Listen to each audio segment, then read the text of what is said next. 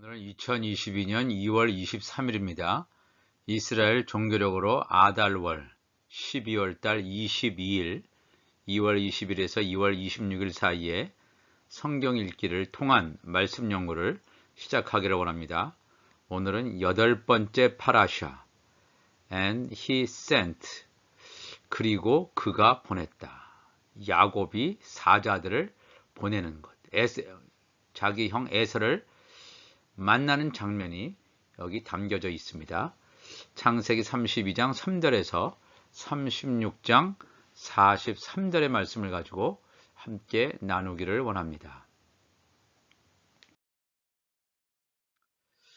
그래서 구약 모세오경 파라샤 가운데는 창세기 32장 3절에서 36장 43절, 또 선지서 가운데는 호세아 11장 7절에서 12장 11절, 오바댜 1장이죠. 1장 전체 1절에서 21절, 또 신약성경은 고린도전서 5장 1절에서 13절, 요한계시록 7장 1절에서 12절까지 말씀을 우리가 함께 살펴보겠습니다. 우선 창세기 32장 20절 이하의 말씀을 보겠습니다. 또 너희는 말하기를 주의 종 야곱이 우리 뒤에 있다 하라 하니, 이는 야곱이 말하기를 내가 내 앞에 보내는 예물로 형의 감정을 푼 후에 대면하면 형이 혹시 나를 받아주리라 함이었더라. 그 예물은 그의 앞서 보내고 그는 무리 가운데서 밤을 지내다가 밤에 일어나 두 아내와 두 여종과 11 아들을 인도하여 약복 나루를 건널세 그들을 인도하여 시내를 건너가게 하며 그의 소유도 건너가게 하고, 야곱은 홀로 남았더니 어떤 사람이 날이 새도록 야곱과 씨름하다가 자기가 야곱을 이기지 못함을 보고 그가 야곱의 허벅지 관절을 치매 야곱의 허벅지 관절이 그 사람과 씨름할 때에 어긋났더라.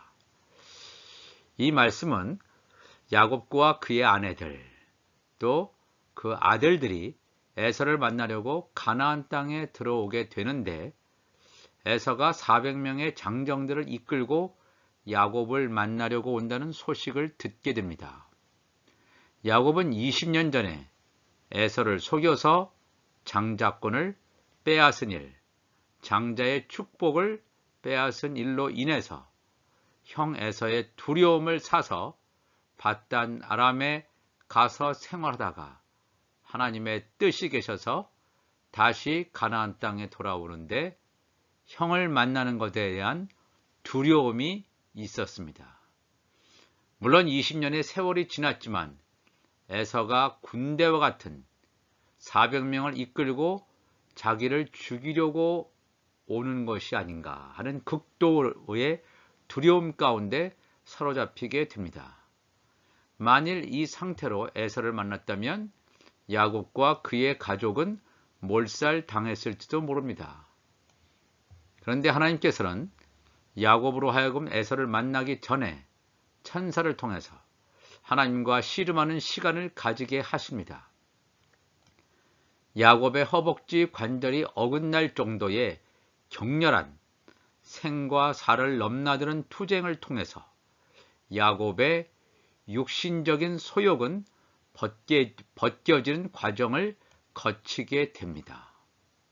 이 창세기 32장은 굉장히 중요한 영적인 의미를 담고 있습니다. 26절 보니까 그가 이르되 날이 세려하니 나로 가게 하라. 야곱이 이르되 당신이 내게 축복하지 아니하면 가게 하지 아니하겠나이다. 사람이 그에게 이르되 내 이름이 무엇이냐? 그가 이르되 야곱이니이다. 그가 이르되 내 이름을 다시는 야곱이라 부를 것이 아니요 이스라엘이라 부를 것이니 이는 내가 하나님과 및 사람들과 겨루어 이겼음이니라. 야곱이 청하여 이르되 당신의 이름을 알려주소서. 그 사람이 이르되 어찌하여 내 이름을 묻느냐 하고 거기서 야곱에게 축복한지라. 그러므로 야곱이 그곳 이름을 브니엘이라 하였으니 그가 이르기를 내가 하나님과 대면하여 보았으나 내 생명이 보존되었다 함이더라. 야곱은 천사와의 죽음을 건 사투를 통해서 하나님의 축복을 받으려고 안간힘을 쏟았습니다. 결과적으로 너의 이름이 무엇이냐라는 질문을 야곱은 받게 됩니다. 야곱은 자신의 이름을 야곱이라고 이야기합니다. 아버지인 이삭과 형 에서를 속이며 살아왔던 과거의 자신의 정체성인 야곱의 이름 대신에 너의 이름을 다시는 야곱이 아니요 이스라엘이라 부를 것이라는 놀라운 말을 듣게 됩니다. 이름의 계명이 함축하고 있는 의미는 놀라운 영적 비밀을 간직하고 있습니다. 야곱이라는 이름을 간직한 채 형 에서를 만났다면 처참한 결과를 초래하였을 텐데 하나님께서는 가나안 땅에 들어오는 야곱을 이스라엘이라는 이름으로 계명시키셔서 죽은 돌을 흰 돌로 어린 양의 생명책에 기록되어 있는 새 예루살렘 성의 성소에서 제사장 직분을 감당하는 하나님의 종들이 누리게 되는 구원의 표를 이마에 가지게 되는 놀라운 축복을 받게 되는 것을 가리키고 있습니다.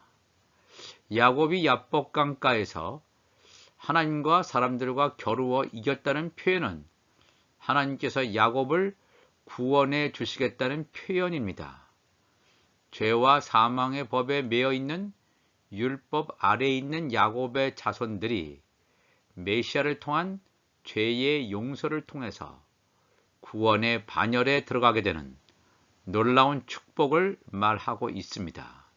단순히 야곱의 이름이 이스라엘의 이름으로 바뀐 것이 아니라 영적인 의미를 함축하고 있다 하는 것을 우리가 기억할 필요가 있겠습니다.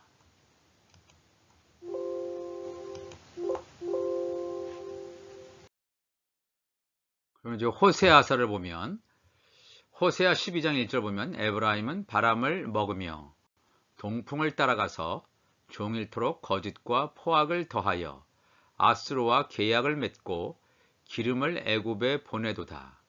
여호와께서 유다와 논쟁하시고 야곱을 그 행실대로 벌하시며 그의 행위대로 그에게 보응하시리라. 야곱은 모태에서 그의 형의 발 뒤꿈치를 잡았고 또 힘으로는 하나님과 겨루되 천사와 겨루어 이기고 울며 그에게 간구하였으며 하나님은 베델에서 그를 만나셨고 거기에서 우리에게 말씀하셨나니 여호와는 만군의 하나님이시라.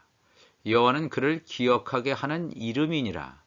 그런즉 너의 하나님께로 돌아와서 인애와 정의를 지키며 항상 너의 하나님을 바랄지니라 그랬습니다. 이 호세아 선지자를 통해서 야곱과 에서를 보여주고 있습니다. 이 호세아 선지자는 야복 강가에서의 야곱의 하나님과의 대면 사건을 천사와 겨루었다고 말하고 있습니다.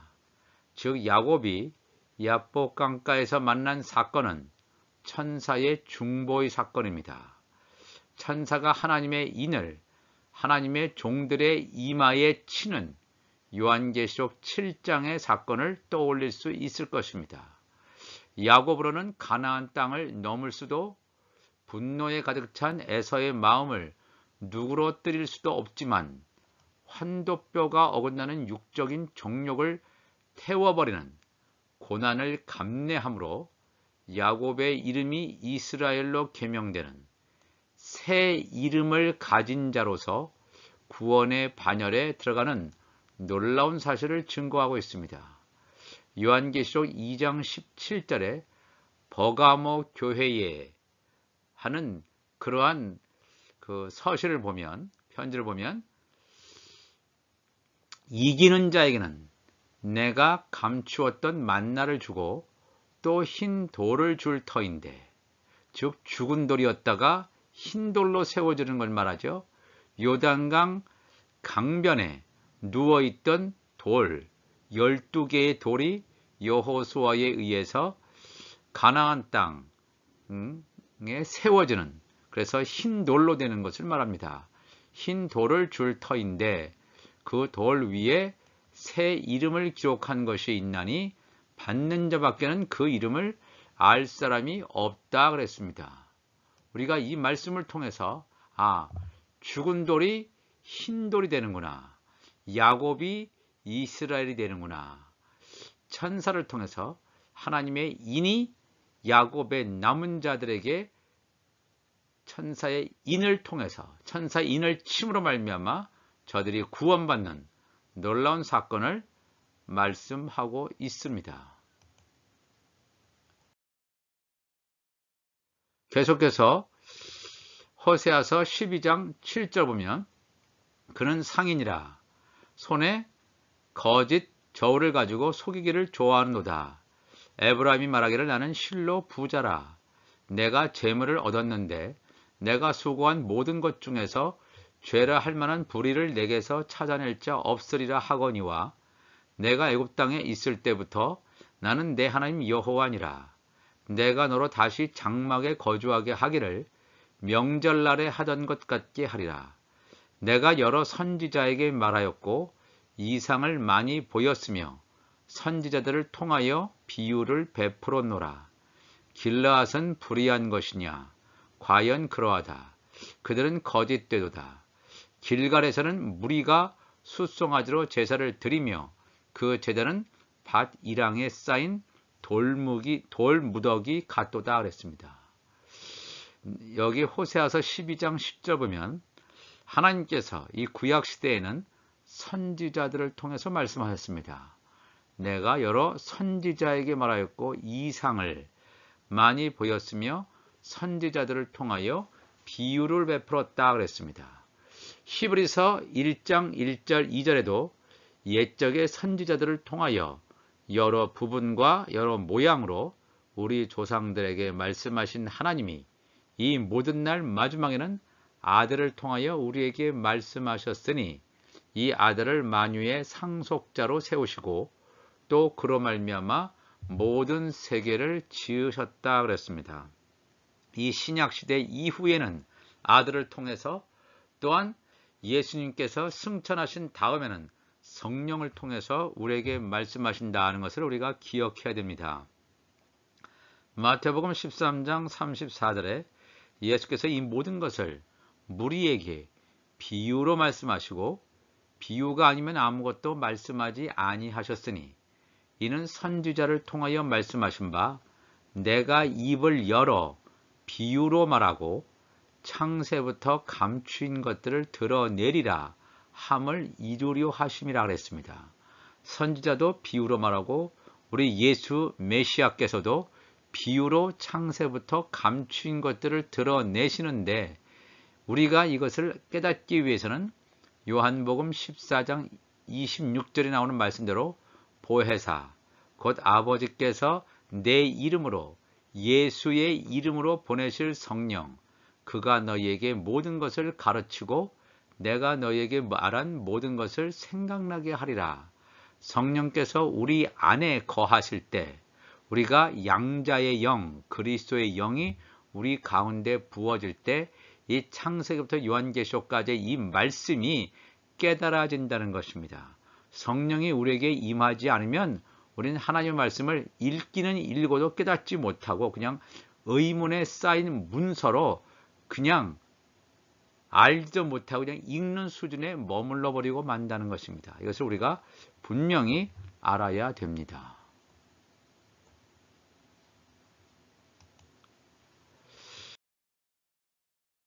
그 다음에 구약성경 오바댜 보죠. 오바댜 15절 보시면 여호와께서 만국을 벌할 날이 가까웠나니 내가 행한 대로 너도 받을 것인즉 내가 행한 것이 내 머리로 돌아갈 것이라. 너희가 내 성산에서 마신 것 같이 만국인이 항상 마시리니 곧 마시고 삼켜서 본래 없던 것 같이 되리라. 오직 시온산에서 피할 자가 있으리니 그 산이 거룩할 것이요 야곱 족속은 자기 기업을 누릴 것이며 야곱 족속은 불이 될 것이며 요셉 족속은 불꽃이 될 것이요 에서 족속은 지푸라기가 될 것이라. 그들이 그들 위에 붙어서 그들을 불사를 것인즉 에서 족속에 남은 자가 없으리니 여호와께서 말씀하셨음이라 그랬습니다. 야곱 족속, 야곱의 남은 자, 이 하나님의 종들은 불붙은 떨기나무에서 모세가 하나님을 만났을 때에 바로 그 불과 같은 그러한 존재라면 요셉 족속을 오순절 마가의 다락방에 임한 불의 혀같이 갈라지는 성령의 임함과 같은 불꽃의 존재를 가리킨다고 할 수 있습니다. 불꽃이 붙어서 이리저리 바람처럼 휘날릴 때 이곳 저곳 사방이 불에 휩싸이는 것처럼 요셉의 단이 천국 복음을 전하게 될 때 야곱의 남은 자들은 그 불꽃을 받아서 활활 타오르는 불과 같이 열방의 회복이 이루어질 것입니다. 약속의 시인 야곱의 남은 자들은 구원을 받는데 이삭의 또 다른 자손인 에서 족속은 지푸라기가 될 것이라는 이 비관적인 전망, 에서 족속에 남은 자가 없을 것이라고 하는 이 비관적인 전망은 예수님의 공중재림, 예수님의 지상재림 때까지는 하나님의 자녀들, 하나님의 종들, 즉 어린 양의 생명책에 기록된 자들만 구원을 받게 되고 이 땅에 남겨진 자들은 짐승의 표를 받게 되므로 멸망당하게 될 것을 말하고 있습니다. 이때에는 에서 족속의 남은 자를 찾아볼 수 없게 됩니다. 그렇지만 에서 족속들은 멸절된 것이 아니라 후 3년 반 기간 동안에 광야의 초막에 야곱의 남은 자와 함께 거하게 되므로 천년 왕국에 들어가서 초막절을 보내다가 백보자 심판 후에 바다에서 나오는 천국 시민으로 새 하늘에 거하게 되는 놀라운 축복을 받게 된다는 하나님의 놀라운 이 하나님 나라의 비밀을 밝혀주는 성경 말씀이 되겠습니다.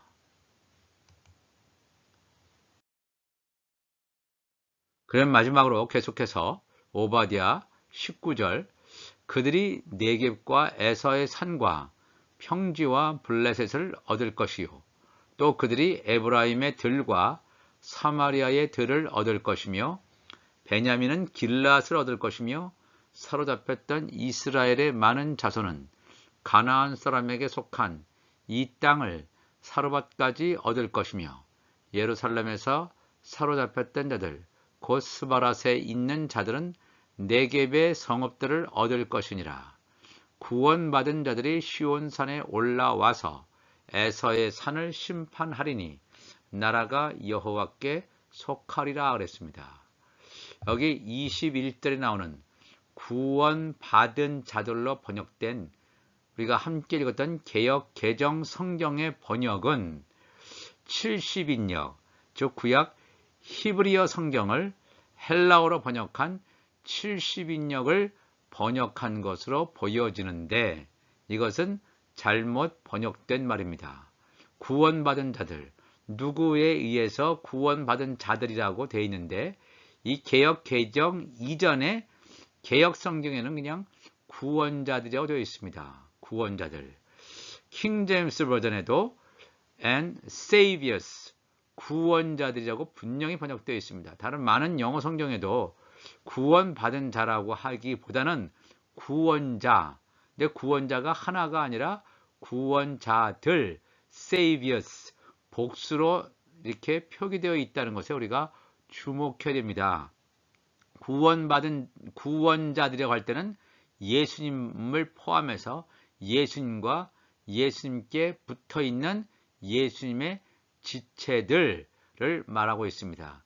구원자들이 시온에 올라왔다라고 하는 것은 이게 무슨 말이냐면 만왕의 왕이신 메시아 예수 그리스도와 공중 혼인잔치에서 예수님과 한 몸을 이룬 하나님의 자녀들, 예수님의 지체들이 예수님의 지상재림 때에 시온산에 강림하여 에서의 산을 심판하실 것을 예고하신 말씀이며 이후에 에서의 남은 자손들 가운데 천년 왕국에 들어가서 그 그루터기가 남겨져서 천년 왕국 후에 열리게 될 백보자 심판에서 심판의 부활로 나오게 될 것을 예고하는 말씀이기도 합니다.